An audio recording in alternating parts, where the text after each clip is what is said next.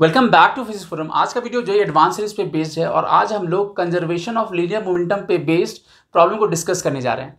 आज का problem highly conceptual है और इस कॉन्सेप्ट को समझने के लिए वीडियो को एंड तक देखिएगा। But before I start, don't forget to like, share and subscribe to my channel. So with this let's get started. तो सबसे पहले जो प्रॉब्लम का स्टेटमेंट है उसको देखते हैं। Three identical small spheres are placed on a smooth horizontal surface. Now sphere 2 is given an initial velocity u perpendicular to length of the strings along horizontal surface. Tension in the string just before spheres 1 and 3 collide is, और हमारे पास चार options हैं। ठीक है, तो सबसे पहले मैं प्रॉब्लम को एक्सप्लेन कर देता हूँ। ठीक है, यहाँ पर तीन आइडेंटिकल स्मॉल स्फीयर्स हैं। स्मॉल स्फीयर्स का मतलब हुआ जिसको हम पार्टिकल मास की तरह ट्रीट कर सकते हैं, राइट। और यहाँ पर जो मिडिल स्फीयर है, तीनों का मास m है और जो मिडिल स्फीयर है उसको हम इनिशियल वेलोसिटी u देते हैं perpendicular to length of the string. ठीक है, तो जस्ट बिफोर 1 and 3 जब वो कोलाइड करेगा उसके पहले हमें टेंशन बताना है। और यहाँ पे जो भी मोशन हो रहा है वो हॉरिजॉन्टल प्लेन में हो रहा है। मतलब कुछ ऐसा सिचुएशन है, ये तीनों ही स्फीयर्स ऐसे रखे हुए हैं और इसको मिडिल स्फीयर को हम इस हॉरिजॉन्टल प्लेन में मोशन दे रहे हैं। नहीं, मतलब हमें ग्रेविटी का सिचुएशन नहीं लेना यहाँ पर, क्योंकि नॉर्मल जो यहाँ जो भी लग रहा होगा, जो सरफेस दे रहा होगा और mg जो लग रहा होगा वो बैलेंसिंग होगा। तो हमें हॉरिजॉन्टल प्लेन में मोशन को कंसीडर करते हुए प्रॉब्लम को सॉल्व करना है। ठीक है, so I hope situation is clear. अब हम उसको कैसे अप्रोच करेंगे। ठीक है, सबसे पहले अगर हम देखें तो हमने इसको यहाँ पे इनिशियल वेलोसिटी दिया, तो इंटरमीडिएट पोजिशन में क्या होगा। एक बार हम इंटरमीडिएट पोजिशन देखें तो यहाँ पर कुछ ऐसा होगा, राइट। लेट से इसका जो वेलोसिटी है कुछ u से ये वेलोसिटी चेंज हो जाएगा। ये वेलोसिटी क्यों चेंज होगा? क्योंकि यहाँ पर टेंशन काम करना शुरू करेगा, राइट। ये टेंशन काम करना शुरू करेगा और इस टेंशन का जो भी हॉरिजॉन्टल ये इधर वाला जो कंपोनेंट होगा उसकी वजह से ये वेलोसिटी घटता जाएगा। नहीं, जैसे ये u था तो अब ये घट के कुछ v हो जाएगा, राइट। और अगेन इस दोनों का जो मोशन होगा बिल्कुल सिमेट्रिकल होगा इसके रिस्पेक्ट में, क्योंकि दोनों जो लेंथ है ये l है, ये भी l है, ये भी l है और इसका मास भी सेम है, तो सिमेट्रिकल मोशन होगा। तो सिचुएशन कुछ ऐसा होगा कि ये स्फीयर आगे बढ़ता जाएगा, एट द सेम टाइम ये मास, ये दोनों स्फीयर इसके रिस्पेक्ट में कुछ सर्कुलर पाथ में मूव कर रहा होगा। ठीक है, तो सिचुएशन कुछ ऐसा होगा, राइट। तो जस्ट बिफोर कोलिजन की हम बात करें तो सिचुएशन क्या होगा उस समय। तो जस्ट बिफोर कोलिजन की बात करें हम तो है ना, ये ऐसा कुछ हो जाएगा सिचुएशन, राइट। तो लेट्स से कि अभी इसका जो वेलोसिटी है इस डायरेक्शन में vy है। अच्छा, इसका vy होगा तो इसका भी vy ही होगा क्योंकि ये स्ट्रिंग से कनेक्टेड है। तो कांस्टेंट रिलेशन लगाएंगे ऑब्वियसली, क्योंकि स्ट्रिंग से कनेक्टेड, तो जितना इस पॉइंट का वेलोसिटी होगा इस डायरेक्शन में उतना इस पॉइंट का वेलोसिटी होगा इस डायरेक्शन में। So this would be also vy and again this would be also vy, है ना।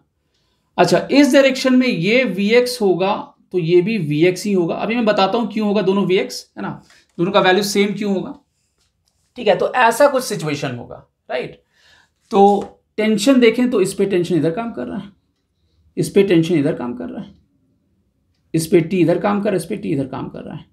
तो अगर हम ये तीनों सिस्टम ले लें, मतलब स्फीयर ये मेरा 2 है, ये 1 है, ये 3 है, अगर ये तीनों ही स्फीयर्स ले लें तो ये टेंशन इंटरनल फोर्स हो जाएगा ना। ये टी कैंसिल आउट, ये टी कैंसिल आउट, तो ये टेंशन जो होगा इंटरनल फोर्स हो जाएगा सिस्टम के लिए। तो हम लोग कंजर्वेशन ऑफ लीनियर मोमेंटम, अगर हम इसको x और y ऐसे डिफाइन करें तो दोनों डायरेक्शन में कंजर्वेशन ऑफ लीनियर मोमेंटम लगा सकते हैं। यहाँ पे ध्यान ये रखना है कि जो मोशन हो रहा है वो हॉरिजॉन्टल प्लेन में हो रहा है, तो xy जो एक्सिस है वो भी हॉरिजॉन्टल प्लेन के पैरेलल ही है, राइट। तो फॉर स्फीयर्स 1 + 2 + 3, है ना, conservation of linear momentum along, अगर y एक्सिस पहले करते हैं हम अलोंग y एक्सिस, तो इनिशियली देखा जाए तो ये मेरा y डायरेक्शन है, इधर x है मेरा। तो अभी सिर्फ इसके पास मोमेंटम है, इस दोनों का 0 मोमेंटम है। सो 0 + mu + 0, और इस पोजीशन में हमें बताना है ना। तो यहां पर क्या हो जाएगा, यहां पर जो m, इसका भी vy है, इसका भी vy है, इसका भी vy है, तो क्या लिखेंगे 3m × vy हो जाएगा, राइट। सो vy मेरा u/3 हो गया। ठीक है, हमें समहाउ vx को कैलकुलेट करना पड़ेगा अगर हमें टेंशन कैलकुलेट करना है, राइट। पाथ इसका जो होगा कुछ ऐसा सर्कुलर भी होगा इसके रेस्पेक्ट में, एट द सेम टाइम ये जो स्फीयर है आगे भी मूव कर रहा है, ठीक है। तो ऑब्वियसली अगर हमें टेंशन निकालना है तो हम इसके फ्रेम से अगर देखेंगे तो मेरे लिए आसान होगा, वो मैं आगे डिस्कस करूंगा। सबसे पहले हम लोग Vx निकाल लेते हैं, राइट। तो ये तो हो गया conservation of momentum along y axis. अब अगर मैं Vx निकालना है, अच्छा अब ये Vx और ये Vx क्यों होगा, तो अगेन अगर हम कंजर्वेशन ऑफ मोमेंटम लगाएं, conservation of momentum along x axis लगाएं, नहीं तो हम देख सकते हैं यहां पर इसको हमने y डायरेक्शन में दिया है वेलोसिटी, तो इसका कोई भी कंपोनेंट x के अलोंग नहीं होगा, और इसका ऑलरेडी जीरो था, इसका भी जीरो था, वेलोसिटी इसके पास था ही नहीं इनिशियली, तो 0 + 0 + 0, क्योंकि इसका भी x के अलोंग कंपोनेंट जीरो होगा, तो दिस वुड बी 0 + 0 + 0। और बाद में अगर देखें तो सिमेट्री अगर देखा जाए तो इसके पास y डायरेक्शन में ही वेलोसिटी होगा, नहीं, क्योंकि किसी भी इंस्टेंट पे t का जो हॉरिजॉन्टल कंपोनेंट होगा इधर वाला और इसका जो हॉरिजॉन्टल कंपोनेंट होगा इधर वाला, दोनों कैंसिल आउट कर लेगा, तो इस डायरेक्शन में मोशन नहीं देगा, इसको y में ही मोशन देगा। सो 0 + 0 + 0, और यहां से हम कह सकते हैं ऑब्वियसली ये mvx होगा तो ये क्या होगा, -mvx हो जाएगा, नहीं दोनों को सेम होना पड़ेगा तभी तो ये जीरो होगा, नहीं दोनों को सेम होना पड़ेगा, दोनों का जो वेलोसिटी होगा इक्वल एंड ऑपोजिट होगा, क्योंकि मास दोनों का सेम है, तो ये vx होगा तो ये भी vx होगा, बट इस डायरेक्शन में होगा, करेक्ट। तो इस दोनों का ही वेलोसिटी vx होगा, इस तरीके से होगा, राइट। तो अब सिचुएशन हमारे पास क्या है कि vy मेरे पास है u/3, राइट। अब हम लोग vx कैसे निकालेंगे, क्योंकि अगर हमें टेंशन निकालना है तो vx तो हमें निकालना है, राइट। तो हम लोग vx अगर हमें निकालना है तो वो हम एनर्जी कंजर्वेशन से लगा सकते हैं। अगेन इस पूरे सिस्टम के लिए हम लोग एनर्जी कंजर्वेशन लगा सकते हैं, क्योंकि टेंशन जो है वो इंटरनल फोर्स है पूरे सिस्टम के लिए, राइट। तो हम लोग एनर्जी कंजर्वेशन भी लगा सकते हैं। सो फ्रॉम एनर्जी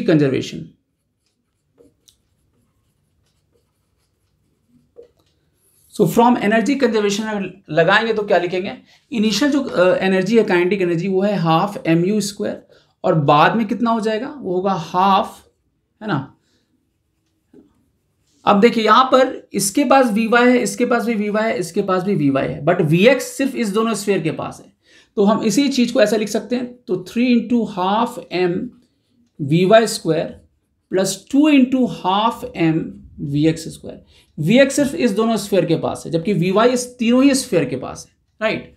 और Vy का वैल्यू u/3 है, तो यहां से ये mu²/2 हो गया, and this is 3mVy²/2 and this is mVx², right. अब Vy का वैल्यू हमें यहां पर u/3 रखना है, तो Vy का वैल्यू अगर u/3 रखें तो क्या होगा, सो mu²/2 3m/2, और Vy मेरा u/3 था प्लस mVx², नहीं, तो यहां से ये mu²/2 हो गया, और यहां पर ये mu²/6 आ जाएगा, उसको लेफ्ट हैंड साइड ले आए, सो mu²/6 mVx², नहीं। सो फाइनली हम लोग Vx को निकालने के पोजीशन में हैं, राइट। ये देखेंगे ये वैल्यू, तो इंटू 3 × 3 कर लें तो this would be mu²/3, so this is mu²/3, ये होगा mVx², नहीं, या यहां से मेरा Vx जो आएगा वो आएगा u/√3, तो ये मेरा u के टर्म में आ गया, क्योंकि फाइनल आंसर हमारे u के और l के टर्म में है, राइट। तो हमें इसकी जरूरत पड़ेगी, ठीक है, इसको हम 1 कहते हैं। अब है टेंशन कैसे निकाला जाए। अब यहां पर एक चीज ध्यान रखना है कि ये जो दोनों स्फीयर है इसके रिस्पेक्ट में ये कुछ सर्कुलर पाथ में ऐसे मूव करेगा, एट द सेम टाइम ये आगे भी मूव कर रहा है, लेकिन आगे तो मूव कर रहा है लेकिन मोशन क्या होगा, डिसेलरेटेड मोशन होगा, क्योंकि टेंशन किसी भी इंस्टेंट पे टेंशन का जो कंपोनेंट होगा इस डायरेक्शन में अलोंग नेगेटिव y, तो ये v और वो टेंशन का कंपोनेंट होगा वो एंटी पैरेलल होगा, तो इसको डिसेलरेट करेगा। तो हम ऐसा कह सकते हैं कि इस डायरेक्शन में डिसेलरेट करेगा, या हम ऐसा भी कह सकते हैं कि ये नेगेटिव y में एक्सेलरेट करेगा, राइट। और मैं ऐसा अप्रोच इसलिए यूज कर रहा हूं कि कई बार इस तरीके से सोचना ज्यादा, मतलब अगर हम इस तरीके से सोचेंगे तो प्रॉब्लम सॉल्व करना ज्यादा आसान हो जाएगा, राइट। तो हम ऐसा कह सकते हैं कि ये जो स्फीयर है ये इस डायरेक्शन में डिसेलरेट हो रहा है, ठीक है। इसको मैं अलग से बनाता हूं, इसको मैं अलग से बनाऊं तो अगर इस स्फीयर का हम अलग से बनाएं डायग्राम, तो ये क्या होगा, ये टी इस डायरेक्शन में है ना, वी वाई इधर है, और हम बोलेंगे कि ये डिसलरेट हो रहा है इस डायरेक्शन में, इस डायरेक्शन में एक्सलेट हो रहा है, या ऊपर के मतलब ये वाई डायरेक्शन में हम क्या बोलेंगे इसको, कि ये डिसलरेट हो रहा है। ठीक है, ये सिचुएशन है। अब क्योंकि हमें टेंशन लगाना को कैलकुलेट करना है और ये सर्कुलर पाथ में है इसके रिस्पेक्ट में, तो और ये एक्सलेटेड है नेगेटिव वाई में, तो अगर हम इसको रोक दें, तो अगर इसके फ्रेम से देखें, ठीक है, तो मेरे लिए, क्योंकि हम जो लिखते हैं टेंशन जो लिखते हैं सर्कुलर पाथ में, सेंटीपीटल फोर्स जो लिखते हैं, mv²/r जो लिखते हैं, वहां पर जो पॉइंट हमारा होता है जिसके अबाउट हम लिखते हैं वो पॉइंट स्टेशनरी होता है, बट यहां पर ये एक्सलेट कर रहा है। तो अगर हम इसके फ्रेम से देखें तो अब ये स्टेशनरी हो गया, बट अगर हम एक्सेलरेटेड फ्रेम से देख रहे हैं तो हमें स्यूडो फोर्स लगाना पड़ेगा। ठीक है, तो अगर हम वो स्यूडो फोर्स लगाएं तो वो क्या होगा, अब यहां पर आते हैं, राइट, तो इस पे आए हम, तो इस पे टी इधर लग रहा है, किसी भी एक स्फीयर को हम पिक कर सकते हैं, 1 को पिक कर सकते हैं या 3 को पिक कर सकते हैं। तो ये Vx इस डायरेक्शन में है, ये Vx इस डायरेक्शन में है, और स्यूडो अगर देखें, क्योंकि ये इधर एक्सलेटेड है, ये जो स्फीयर है ये इधर एक्सलेटेड है या इधर, सॉरी इधर डिसलेटेड है या इधर एक्सलेटेड है, तो हम ऐसा कह सकते हैं इसके फ्रेम से अगर हम देखेंगे तो इस पर स्यूडो किधर लगेगा, इस तरफ लगेगा। MA जो होगा स्यूडो ये पॉजिटिव वाई की तरफ लगेगा, नहीं। और इसके लिए अगर लिखें तो इसके लिए इक्वेशन क्या लिखेंगे आप, जैसे फॉर स्फीयर 2 लिखें, सो फॉर स्फीयर 2 लिखें तो 2t जो होगा वो मास इंटू एक्सेलरेशन हो जाएगा। ठीक है, क्योंकि हमने इस डायरेक्शन में एक्सेलरेशन लिया है, और ऑब्वियसली जो स्यूडो होगा जिधर ये एक्सेलरेटेड फ्रेम होगा, क्योंकि यहाँ से हम यहाँ से मेजरमेंट कर रहे हैं, इस पॉइंट से मेजरमेंट कर रहे हैं, तो ये जो स्यूडो फोर्स लगेगा इस पे, ये इसके ऑपोजिट लगेगा। सो इसके लिए 2t स्फीयर 2 के लिए 2t इक्वल टू ma हो जाएगा, और ये अगर स्फीयर 1 ले लें तो इसके लिए क्या हो जाएगा, t प्लस ma कितना हो जाएगा, t प्लस ma, और क्योंकि ये इसके रेस्पेक्ट में सर्कुलर पाथ में मूव कर रहा है तो क्या लिखेंगे, mvx²/l करेंगे, राइट। तो ये हो जाएगा यहां पर। तो यहां से फिर आप देखिए ये 2t मेरा ma है, तो ma को हम यहां पे 2t लिख सकते हैं, तो t प्लस 2t कितना हो जाएगा, mvx²/l, या 3t जो होगा ये कितना हो जाएगा, mvx²/l हो जाएगा, नहीं, या t जो होगा यहां पर mvx² कितना हो जाएगा, 3l हो जाएगा, नहीं। सो t मेरा mvx²/3l हो गया, है ना। अच्छा, इसके फ्रेम से देखेंगे ऑब्वियसली ये vy जो है ये भी इसको ट्रांसफर होगा, हम ऐसा कह सकते हैं इसके फ्रेम में ये स्टेशनरी है, नहीं, इसके फ्रेम में ये स्टेशनरी है इस डायरेक्शन में, तो इसके बाद सर्कुलर पाथ होगा, ऐसा कुछ पाथ होगा। ठीक है, तो vy का यहाँ पे कोई रोल नहीं है क्योंकि हम इसके फ्रेम से देख रहे हैं, राइट। सो t मेरा यहाँ पे सिर्फ vx आएगा, तो mvx²/3l, और जो vx का वैल्यू आया था u/√3 ये यहाँ पे रख देंगे, सो m/3l और vx² क्या होगा, u²/3 हो जाएगा। सो फाइनल आंसर जो होगा mu²/9l हो जाएगा। ठीक है, तो इसका जो करेक्ट आंसर है वो है ऑप्शन नंबर सी, mu²/9l। ठीक है, इंटरेस्टिंग।